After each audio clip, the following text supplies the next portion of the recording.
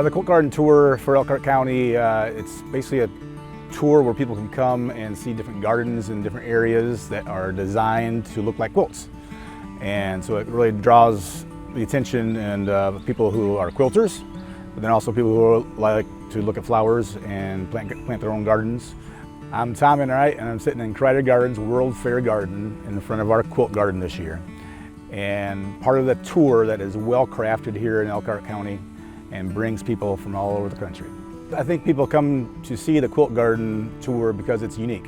There's not much around like that really in the nation, and we're blessed to be working with the Visitors Bureau that really came up with this idea with some local input. So every year, all the different designs and all the different locations are different. We basically want to try to have different designs, especially for our individual sites, so we don't repeat a design year after year. And really the Visitors Bureau helps us to hone in some ideas by giving us some examples of what some designs might be able to look like, and so we can choose some of those designs, but we can also have a custom design as long as it's approved by the committee. So the process of getting the design and then turning it into reality with plants and flowers, living organisms, is very complex. And it's really site specific. So our garden here has quite a bit of shade. We can't grow a lot of the varieties of flowers that have more sun, so we're limited to a select palette of colors and types of plants. So we have to make sure those colors, those plants, will fit the pattern and make the pattern look nice. Then there's also just the pattern itself, the physical angles, curves, how we're gonna be able to weed the garden by putting in weed paths, and then actually mapping it out on the surface of the garden with usually string. There's a lot of math that goes involved. If kids stay in school, they need math. Just planting those to make it look like the actual pattern. And then there's maintaining it, all the weather patterns, making sure you have good irrigation, weeding it, making it look nice so every visitor has a good experience.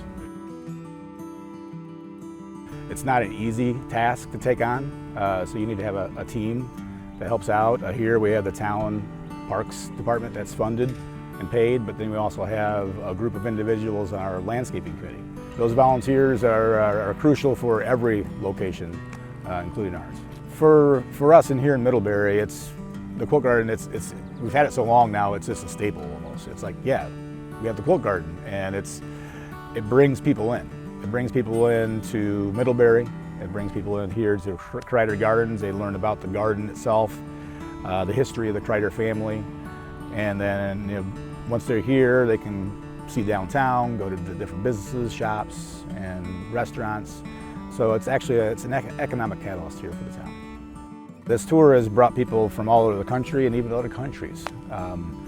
It's quite amazing when you meet someone who's from Texas or from Germany or Australia or something like that, and they might not be here specifically for the tour, but it's one of the reasons they came.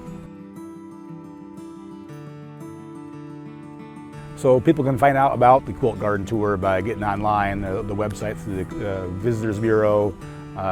There's also maps and all along the garden areas wherever there's a garden there.